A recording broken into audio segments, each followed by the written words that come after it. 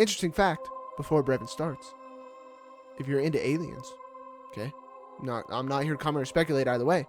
Angela Hill, her grandfather Barney Hill, is how this whole alien shit got started. Okay, fun fact for you. Look it up. Look into it.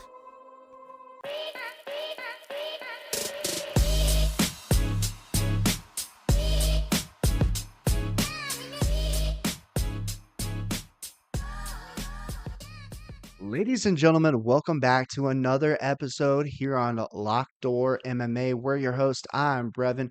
This is my good buddy JP. JP, how you feeling? Good man. Now that we're done with the 305, we can get those shenanigans behind us. Move forward, hitting another lock. Let's go. Yes, sir. We certainly will be moving forward. In this episode, we will be giving you guys our breakdown and analysis for the full card of UFC Fight Night Cannonier versus Borralho. Before we do, we just want to give a quick thanks to all of you as our watchers, our subscribers, those that comment, like, and interact with us on a weekly basis. It really makes it fun for us as the creators of this content. We'll continue bringing this content. We hope to build this community here at Locked Door MMA as big as we possibly can. We want to continue doing giveaways, big things for you guys, but it's going to take some more subscribers. So make sure you hit that subscribe button and continue to like this video. And you know what, guys? We're going to do something extra special for you this week. If we can get this video to just 10 likes, only 10 people out there have to like this video. JP is going to cut his hair. We'll cut JP's hair. Hey, it takes a little while to grow it out the way. I mean, this guy, he's had afros before. Who knows? But if we get 10 likes, we'll get JP a haircut. Get this All mop right. off. We'll get that mop off. JP, let's dive into the first fight of this UFC Fight Night over in the Apex Center. Yes, sir. Also, quick note: they're shutting the Apex down soon, so fight nights are gonna start being mobile, moving to different cities. So hopefully that'll spice things up a little bit, make these fight nights a little bit better. But first fight of the night, it's Kong Wang, Deep Wang, okay, versus Victoria Leonardo. Brevin, I don't know if you've seen Leonardo's picture on Tapology. She looks like Goku. What she's wearing, she looks like Goku. She certainly does. And on Saturday, she's going to look like a loser. Hong Wing, very good wrestling, good grappling. Leonardo, decent grappler, but she's going to get KO'd. She has no striking. I think Wang's very strong, and she's going to get the job done on Saturday. I'm not going to spend a lot of time. Give me Kong Wang. Give me Kong Wang by KO/TKO, and I don't do that a lot for these women's fights, but Wang's a beast. She's going to get it done. Yeah, 100%. I'm a piggyback. I'm also taking Wang, Deep Wang by KO. Leonardo's a terrible striker. 1-4 in her career with KOs. Not good. Yeah, give me Wang. Let's go. Next fight, we've got Jacqueline Cavalcanti versus Josiane Nunez. Cavalcanti. That's a strange name, dude. Never seen that before. Yeah, this is another interesting one. This is gonna be a closer fight than the previous women's fight for sure. Um, I'm gonna take Cavalcanti by decision. I think she's better. She's gonna be the bigger girl. I think By this a lot. fight by a lot. Yeah, the other girl's very small. I think Nunez and her kind of have a similar style. Both of their resumes look terrible, but the biggest thing you gotta look at: Nunez lost to Chelsea Chandler. It's enough for me, brother. It's enough for me. Give me Cavalcanti by decision. That's freaking hilarious, bro. I have just a few words in my notes about Nunez, and it literally says lost to Chelsea Chandler. That's hilarious that you brought that up. Yeah, Nunez not good at all. She's going to be the much smaller fighter. Cavalcanti, she is a good striker and she's very, very rangy in this fight. I like Cavalcanti a lot in this one. Give me Jacqueline Cavalcanti. 100%. Also look for over 1.5 fight goes distance. Whatever line's better, because it's 100% going distance. Moving up. Next one, I'm surprised this guy or this fight in general is this low on the card. Vyacheslav Borashev, Slava Claus is what they call him, versus James Lontop. Yeah, this one's an interesting matchup here. We've got Slavakov, Slava Claus. Slavakos. It's like Santa Claus, right? Yeah. Slavakos. My bad. Uh, he's a pretty good boxer. He'll throw together pretty good combos. His opponent, Lontop, decent striker, I would say. But the one thing that I noticed when watching tape on him is he will stand in the pocket a little bit too long, and really is opening himself up to the counter strikes. And if a guy's aggressive as well, I think Slavakos is going to be a little bit more hesitant to go first, but that's going to feed a lot into what his game plan is. I think his opponent Lontop's going to get countered quite easily. Slavakos has some power in those hands. Now he is coming off a pretty bad loss to Chase Hooper, but Chase Hooper has a lot of upside. I mean, not a terrible loss, but a bad loss for him. I'm going to take Slavakos in this one. I think he's just more powerful. Look for a liver shot. So these body shots, he throws a nice left hand. I like Slavakos. Yeah, it's funny you bring up the Chase Hooper fight because I was going to say the same thing. But say Chase Hooper looks great, dude. Chase Hooper's a young up and coming guy, and in the Slava Claus fight, he looked phenomenal. The only reason I said it wasn't a good loss is because Chase Hooper's striking isn't fully developed. Yeah, he did He's more drop of a him. Yeah, grappler, and he dropped him. So that was really the only thing. yeah, that's a good point. But I think Chase Hooper looked great in that fight. Um, the thing about this fight, like you said, Long Top does stand in the pocket a little too long with a little less movement. If you're gonna stay in the pocket, you got to shell up. You got to roll with punches, and he doesn't. He'll throw and then just kind of stand there. You can't do that with Slava. Okay, Slava will put your lights out. Slava hits hard as fuck. All right. Chase Hooper loss is what it is. I just think it's gonna be a story of who's better on the feet. And Long Top, if you're gonna stand in the pocket there, you're gonna eat a little too much. Give me Slava Claus as well on the scorecards. Very good. JP, correct me if I'm wrong. We have another fight here in the mix. I'm not sure what order they'll be in. We deal with a lot of movement, guys. Zachary Reese versus Jose Medina. Yeah, I think this is the one that's there's a canceled fight or something too that shows on ESPN. I don't know, but yeah, this one's interesting, man. Zachary Reese, I feel like has a lot of hype behind him. He's a pretty good guy. He's 1-1, and what people don't like, or I guess what kind of stands out, is how he got knocked out recently. Okay, Cody Brundage, who we've talked about on this show, is not good. Cody Brundage's cheeks, but Zachary Reese got slam KO'd by Cody Brundage on a pay-per-view card. And the crazy thing was, the fight before them on that card was another slam KO. So if you ask me, it's a freak accident type thing. I don't think that's happening all the time. Also, if we're looking at it, sure, Cody Brundage slammed him, but he's sitting near an arm triangle or an armbar, almost getting submitted. And it was deep, too. Sure, he got the slam KO, but 9 times out of 10, you're getting submitted in that position. So, take that how you will.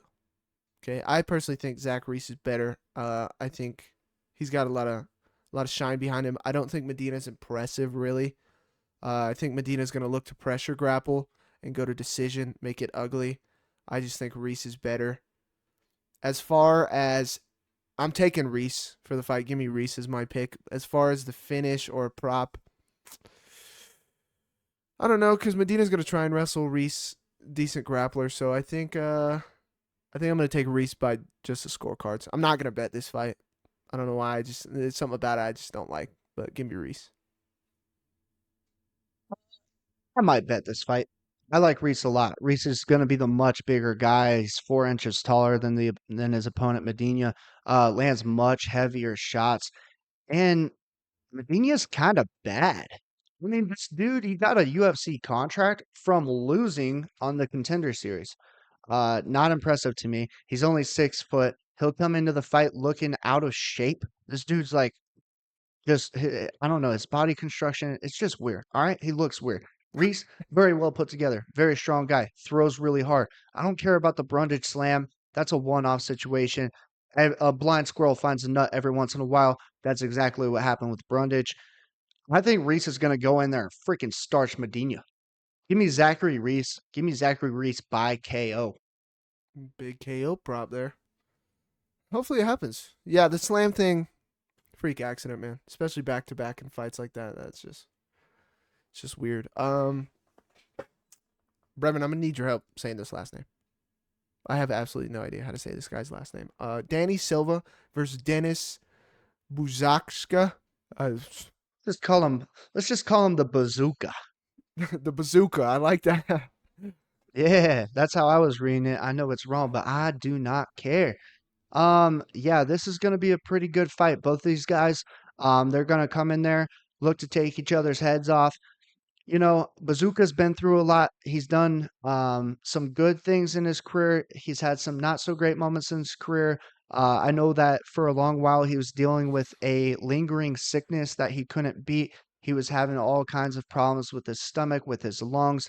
I think he was on medications for a while. He got over that. He's been through adversity. Came on the Contender Series, looked really good.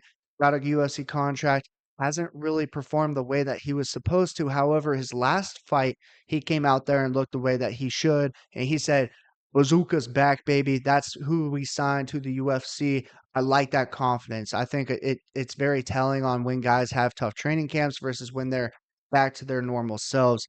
I think he's going to get this one done. Give me Dennis Bazooka on Saturday. Really Yeah, interesting. A bit of dog money there, huh? definitely. Um, yeah, interesting. I did not expect you to go that way. Yeah, Bazooka. He's been on the Contender Series twice, and both times he did not get signed. But now he's in the UFC and they signed him. So, I mean, the talent's definitely there for them to at least be looking at him. You bring him back for a second time at the Contender Series, and then for a third time, you just sign him to fight somebody in the UFC. Personally, I just think Danny Silva's better. The biggest thing is Bazooka's two losses in the UFC are both to very good competition. And Silva has literally no grapple stats to go off of. 0-0 in subs. So who knows? We don't know what his ground game's like. We don't necessarily. Bazooka's not crazy on the ground either, but I mean, same thing with that with Shara Bullet. He knocks people out, but he's got no ground game and it's suspect. So just an easy path to victory possibly for some of these guys. But Silva beat Culibao, which if you watched our UFC 305 recap, Culibao got fucking screwed. I think Culibao's decent. Um, I just think Silva's a better striker. I'm gonna fade Brevin on this one. We can run the fade after this. Give me Silva by KO, baby. The one thing that I didn't mention about Bazooka, he's been in the octagon with Sean Woodson. I love Sean Woodson. He might be one of my favorite up and coming prospects in this division, and he only lost by unanimous decision. He had some moments in that fight. I just think there's a lot there. He lost to Jamal Emmers, and then he got his last one against Connor Matthews. They threw him in the fire with some of these guys on short notice. He fought well, held his own. I just like the upside. I like you said, the UFC doesn't give a couple of chances very often at all, if ever. And this kid has one of them, so that'll be a good fight. Sean It will. Woodson looks like a gargoyle. Okay. JP's just a hater. All It's right, funny. who we got up next? We've got Edmund Shabazian versus Gerald Mearshart. Is this one next, or is it the Loader Valentine fight? Because ESPN It, and this shit is messed they're up. differing.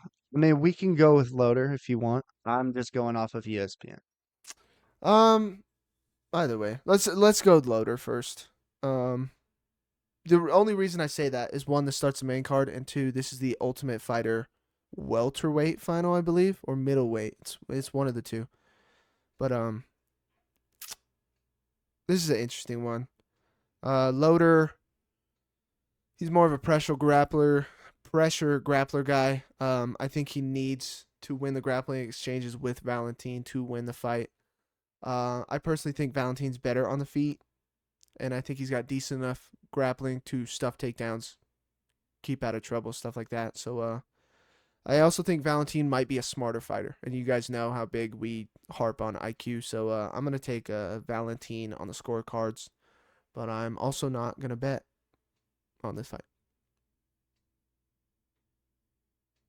Another one that JP's not betting. I don't know if this guy is here to bet or not. I'm definitely going to be betting on this fight. All right. And you know what, JP? I disagree with your take. I think Loader's a very high IQ fighter. I think the wrestling is phenomenal. He will continue to look for ground and pound opportunities. He's not a wrestler that's just going to sit there and lay on you. You look at his KO stats. Oh, he has a bunch of KOs. Maybe he's just a good striker. No, he's a great wrestler. He'll take you down and ground and pound the hell out of you. Ground and Um, pound. ground and pound. I also watched a lot of tape on this other guy, Robert Valentino. I don't know. I mean, the tattoos on the chest. Get out of here. You're ugly. All right. I don't know. I don't know what he's trying to do. He doesn't do anything impressive, in my opinion. Decent striking. However, the competition that he's faced up into this point in his career has been abysmal. I mean, some of these guys that you go see on tape, they're working other jobs full time. I mean, these guys are just in there fighting on a Saturday, going back to work on Monday. And you know what was happening in those fights? Valentin was getting taken down. He was getting taken down, and that's a terrible sign for someone that sat there and watched Loader take all his opponents down easily. Pick him up, slam him on the ground. I mean, he's a good wrestler. I know Carl Williams' prediction got me in a little bit of trouble, but I'm very, very high on Ryan Loader. Give me the underdog Ryan Loader to get it done. I mean, you already said Loader's smarter fighter, so he better than Carl Williams already right there. Carl Williams is an idiot. um, hey, in no way we're frying this guy for the Nordic tattoos, right? Those things are badass, brother. Hey, man, he looks like he just got done with a 10-year prison sentence. I'm just saying. Siberia, maybe. Dude's a stone cold killer. And like a Russian compound. All right, moving forward. I'm very excited about this one. I like this fight a lot. Michael Morales versus Neil Magny. Brevin, how you feeling? Boy, we are moving all over this card. Let me get down to I my know, Neil bro. Magny notes and Michael Morales. This one's going to be a really good fight. I think these odds are a little bit deceiving, to be honest with you. Michael Morales, undefeated fighter, the prospect, has pretty good striking, rangy guy. And that's kind of his fight style. I mean, he fights as of late to decision, and he gets these decision wins, but they're not very flashy and they're not very exciting. That worries me if you're someone that's on the Morales side. His opponent, Neil Magny, kind of an old head, been around for a while. He's a UFC vet. I mean, he's fought all the top guys. He's fought guys like Ian Gary, and the list goes on and on and on. I mean, he has. Do you know his record offhand? I'm gonna pull it up for you Neil guys Magny, because it's yes, 29-11. 29 and 11, all within. Actually, it's 22 and 10, right? I Am don't I know. I'm mistaken? looking at Tapology. You're looking at ESPN, bro. This No, I have Tapology's stats for Neil Magny here at 22 and 10. really? My Yeah. Tapology thing says 29-11. What the hell is going on, man? Holy shit, Either we're way. trying to put a show together. Tapology screwing us like the judges in Australia. Either way, you guys get the picture. The guy's been around. He's fought all the top level competition in the division.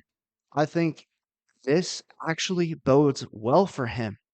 I'm not that high on Morales, even though he's undefeated. Some people may be excited. He looks good. He looks like he should be a great fighter. But then he goes out there and underperforms for my liking. I'm going to take another big underdog here. Give me Neil Magny. Wow. Give me Neil Magny to get it done. That's shocking to say. I'm shocked. Wow, Cotton. Bold move. um, I'm gonna fade you again. I got to. I just Neil Magny's 40. He's a gatekeeper. I think we've seen what we're gonna see from him. Um, I can't bet on these 40-year-olds, man. I can't do it. Tony, Neil Magny, Petrosky, or not Petrosky, Arlovsky. I just can't do it, man. They're just old. I think we've seen what we've seen from him. Like I said, I think he's a gatekeeper. He goes to decision all the time. decision heavy fighter. I don't think he's the one to beat Morales. I think Morales is the a similar style, and I think he's better at it. And the fact that Magny's old. Give me Morales, man. I'm taking Michael Morales. Because there's a big difference between being 37 and 40. Neil Magny's only 37, You're still getting wins 40. as of late. Yeah, I also like the fact that Magny's going to be the bigger guy by 3 inches and a longer reach. Morales hasn't really had to fight that type of fighter before, and I think that doesn't bode well for him as he's trying to point strike from the outside. I think Neil Magny now holds the advantage. Plus, Magny has a grappling advantage. Morales has never gotten even a takedown. So, if the fight does go down to the ground, look for Magny by sub? Question mark? Potentially. This one, ooh, with these odds, high on Magny, honestly. Really, you're that high on him? Yes. Yeah. I think Morales is going to get fraud checked by Magny. And you called him a gatekeeper. There's a reason they're setting this fight up. He's gatekeeping the top 15 from Morales in this fight, and he's going to get it done. This isn't a I'd be boost of shocked if he prospect won. up. This is not a boost of prospect up fight. This is a gatekeeping fight. And a lot of times, the gatekeeper does pretty damn well because they're very experienced. We want to talk about high IQ. Morales doesn't have it. We want to talk about going to decision. Magny going to decision a lot. Guess what Morales is going to try to do? Go to decision. Who can do that better? Magny. He's shown you time and time again. Yeah, he'll lose to a guy like Ian Machado Gary, but there's levels to this game. Morales is not close to Ian Machado Gary. I promise you that. I promise you. Magny's a tough out.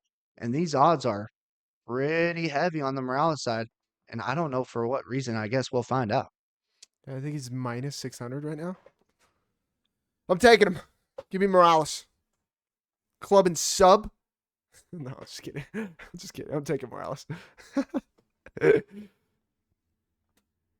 funny. All right. Where would you like to go from here? Angela Hill? I have that as a co-main. Who knows?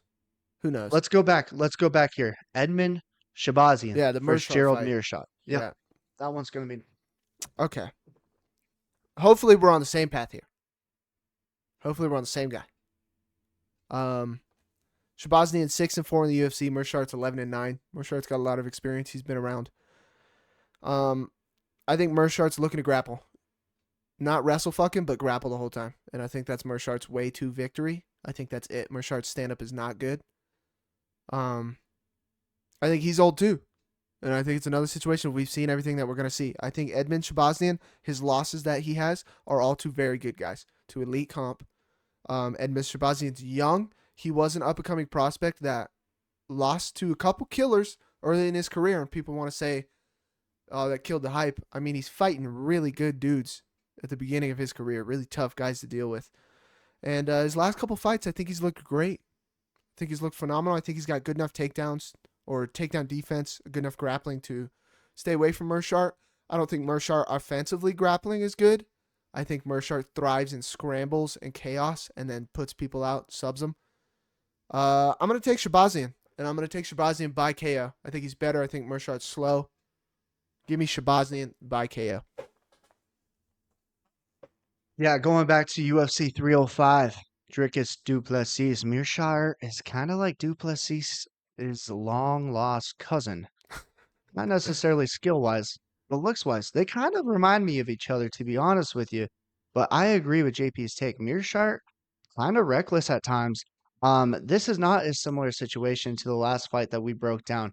Mearshart has, even though he's 36, and some could say, oh, he still has it, he's taking some really bad punishment. As of late, these knockouts have come quick and often, and they haven't looked great. Um, Mearshart went in there with Chimaev, took one punch. One punch and his lights were out. It was hilarious. Oh, man. Um, his opponent, Oh, man. Shabazian, is going to be the bigger guy. He's young, he's hungry, he's a good striker, and he does definitely has wrestling in his bag as well. He's going to be able to stuff any grappling attempts from Mearshart. I also got Edmund Shabazian. One punch. Yeah, Mershart took more steps in that fight than he did punches. So, what an entertaining fight that was. Next one, moving up. Angela Hill, Tabitha Baby Shark Ricci. Interesting fact before Brevin starts. If you're into aliens, okay? I'm not here to comment or speculate either way. Angela Hill, her grandfather Barney Hill is how this whole alien shit got started, okay? Fun fact for you. Look it up. Look into it. Yeah, you guys want to call us casuals? JP and I do our damn research, all right? We know how the aliens came about. It's Angela Hill's grandfather, okay? Um, you know what? This one's really tough. This one's really, really tough, and I'll tell you why. Ricci's gonna have a grappling advantage. She's very clever um, on the ground. However, she doesn't get a lot of submission victories. She'll just look to grapple, get you down on the ground, control you, land some ground and pound. Angela Hill has been around in the UFC for quite some time. She's been in there with pretty much everyone. However, I think she's kind of started to hit her prime. JP's talking about these old fighters. This is the oldest of them all. Angela Hill's 39 years old, the oldest fighter that we've talked about this far, but I think she's entered her prime. The striking's looked sharp, really sharp as of late. The grappling's improved, the wrestling has improved. Being the longer fighter, being the high volume striker, I think I'm gonna take Angela Hill in this one. I think it's a pick 'em right now, but I'm going with the striker over the grappler. Give me Angela Hill, the rangier fighter. It'll probably be a pick 'em. Right now it's minus 115 for Hill, minus 105 for Ricci. So, probably be a pick 'em by the time the fight goes off. Yeah, 37 in 6 months, 39. They're 40. They're 40. Sue me. Okay. I'm not ageist, but sue me. I'm out. Okay. She can have fun with the aliens in Nevada. Okay. Can't do it. I just can't do it. She has looked decent in her last couple fights. She's 12 and 13 in the UFC, and she's damn near 40. I just can't. I don't know. I can't pick her. My only thing that's hard that I agree with Brevin on is Tabitha Ricci's tiny. She is a small human being. She's like 5'1". What do they fight at? 115 or something? Mm-hmm. Yeah, she's a tiny human being. And I think she's going to struggle with that. She's got a grappling advantage, but like Brevin says, it's not like she's taking people down and subbing them up left and right. Because she's not very big. And these girls who are strong can fend it off well enough. I don't think Angela will be strong necessarily, but the big thing is Tabitha closing the distance. She is there to be hit. She has been hit before. I'll tell you one thing's for sure. Over 1.5, fight goes distance. 1,000% look at it.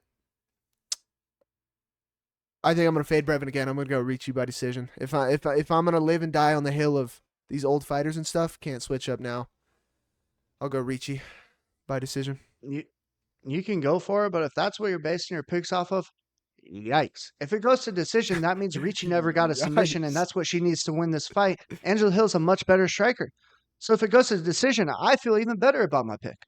One thing I will say that I didn't say is Ricci has a win over Jillian Robertson. I consider that pretty decent. Jillian Robertson's looked pretty good recently, so that hold high in my book. I don't know, just 12 and 13 at 40. I mean, Angela does go to decision all the fucking time, but it's not like she wins dominantly of them. I don't know. Gatekeeper Central is what this card is. And I'm on the side of the gatekeepers. The main event of the evening now, we've got Jared Cannonier versus Caio Borralho. First things first. I hope Jared's not broke anymore. That was sad to hear. In that one post-fight interview, he said he was fighting because he was broke. Um, Interesting one. Jared Cannonier is a weird case because some fights he looks not himself, and other fights he ragdolls people and beats them up. But I think that's one thing that leads to his success is when he's able to physically ragdoll somebody or dominate them physically in a fight and make it hard. And he's trying to beat you up. That's all he's trying to do. He's trying to pressure you, beat you up, make it ugly. 40. He's 40 for sure. He's 100% 40. Not 39, not 37. He's definitely 40. Live and die on that hill. Live and die by that sword. I'm taking Borralho. Borralho's 6-0 in the UFC. Hasn't lost since 2015. And we're talking about Jared Cannonier wanting to ragdoll people. Borralho had a grappling match against Jailton Almeida, who's a heavyweight. Say what you want about his loss to Derek Lewis. His grappling is disgusting, and he's a heavyweight. And Borralho grappled him. Yeah, he lost. He lost by decision, so it's not like he got tapped out or anything.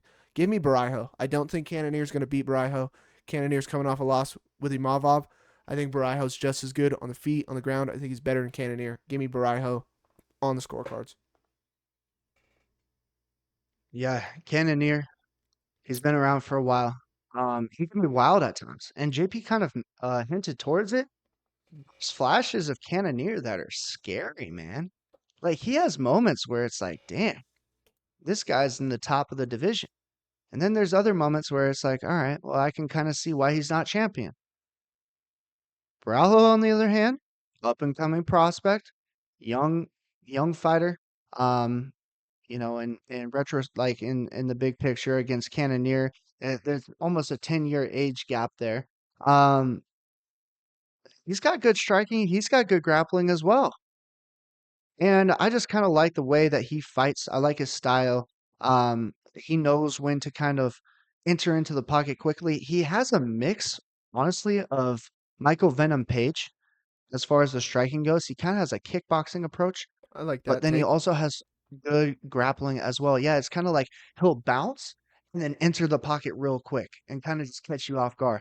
Um, which is I think gonna land well against Cannonier. Cannonier is gonna look to walk you down, kind of stalk you, and then throw his big wild strikes, catch you, wrestle you, dump you, and ground and pound. I just don't like it. I'm gonna also go with Kyle Borralho in the main event for Saturday. Let's go. Yeah, hard to pick against him. I like that take about his striking with similar being to MVP. It's that and when they're so good at it, it's so hard to time because the explosion that they give you and you eat something big and you normally can't. You're normally trying to hit them with a check hook or something and they're just in and out. In and out. Yes, indeed. All right. Now for my favorite part of the show, Lock Door MMA's Lock of the Night. JP, start us off. Interesting one here. Me and Brevin actually have not spoke about who our locks are. So if it's the same lock, it'll be on the spot live. That will change the lock for you guys. I don't think it's gonna be though, because my lock is somebody who Brevin is not high on, and he's fading me on that pick. He's not gonna like it. I'm taking Michael Morales over Neil Magny. I don't think it's gonna be close. Me and Brevin feel very different about this fight. So it puts a little bit more on it. A little bit spice on it. I'm taking Morales over Magny. Very interesting. Yeah, we will have to see. All right, now for my lock of the night. JP, you may not like this one Oh one boy. bit. It's both our locks are ones that we've switched picks on. You may not like this one bit, Oh but boy. I feel very, very confident in this guy. He's also the underdog. I'm going with Ryan Loader. Ryan Loader. Really? Ryan Loader. I feel very, very confident he's going to be my lock, my absolute lock of the night. I think he's Interesting. going to get it done. JP and I disagreed on the picks, but I just believe that Ryan Loader has the IQ and the skills to get it done on Saturday. Interesting one. Not a bad one. He's got a great line, so and it's the Ultimate Fighter finale. So that's an interesting one. I didn't expect you to go that route. I don't hate it as much as I feel like you hate the Morales pick. I don't hate the Morales. I mean, the odds are there for you. Like, he's supposed to win, right? He's supposed to win. Urseg was supposed to win. God damn it. That too. I just may not put as much money on the lock this week as I normally would because Neil Magny's gonna get it done. That's all right. I'm pulling for the lock as well. All right, now let's go to Brevin's basic parlay to give you guys here. And I'll leave the lock as the lock. I'm doing this a little bit differently this week. Normally, I always include the lock, but I'm going to leave the lock as the lock, and I'm going to give you guys something different, kind of diversify a little bit. All right. First up, we've got Zachary Reese getting it done over Medina. Medina's fat and terrible. Zachary Reese. Second fight, Edmund Shabazian, young guy. He's going to go in there and knock out Mir Sharp. Third one, I'm going with our guy in the main event, Caio Borralho. That's going to currently put us at plus 149. I think those three get it done for sure. So that's what we're going with for Brevin's basic parlay. It's funny you say you're gonna leave the lock because I actually decided to do the same thing. Just leave the lock be and not even throw them into any other parlays. The other crazy thing is the juicer this week, ladies and gentlemen. It's the exact same parlay that Brevin has with two other legs on it. The two first legs are going to be Wong over Leonardo, and they're going to be Cavalcanti over Nunez. First two fights on the cards. Yes, they are women's fights. I don't know how strongly Brevin feels about it. I'm very confident in those two women. I don't think the other two are winning at all. But other than that, it's going to be Reese, Shabazian, and Borralho as well. That's the juicer. I think the basics hitting for sure. Those three are hitting for sure. So if those two women's fights hit early in the night, we're well on our way to hitting the basic and the juicer, brother. I feel real confident about those ones.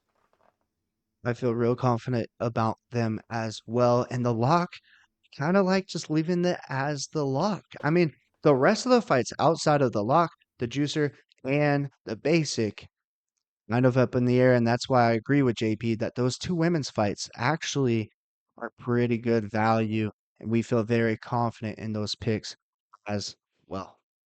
100%, baby. 100%. Another week here in the books here at Locked Door MMA. We're going to roll. I feel good about this weekend. The money's going to be coming back into our pockets. We're going to be paying the bills. And like y'all say in the comments, easy money. This is free money. Make sure you tell your friends about us. Make sure you tell your families about us. Just don't tell your mothers because we're your mom's favorite MMA guys. JP, take us home. Hey, as bad as last week was, we're still up 20 units since starting the show. Okay? So y'all want to say, oh, last week was bad. Hey, just saying we're still up 20 units. And the lock's hitting again. Look for the juice or the basic. Ooh. These fight night cards might not be entertaining, but boy, have they been profitable for us. Okay? Yes, indeed. That's all we got to say. But ladies and gentlemen, like we were saying, looking to get to 80 subs this weekend. You guys have been doing a great job. We've been getting subs, so thank everybody for that. See what we can do for that. You want this mop gone? 10 likes. That's all we're asking. 10 likes. That's all it takes. And the mop goes Get it away. off his head. Get it out of here. Okay? Get it out. Up and out. We'll see how it goes. But ladies and gentlemen, it's been a pleasure. Another weekend of fights. I think the following weekend might be a break. I think they don't have a card that weekend. If you are a true degenerate, Contender Series is on right now. I may or may not have placed a stupid bet the first week and lost. We can't comment or speculate, okay? It's not on camera, no proof. No way to know. No way to tell. But as always, ladies and gentlemen, it has been a pleasure. Bingo, bango, baby! Peace!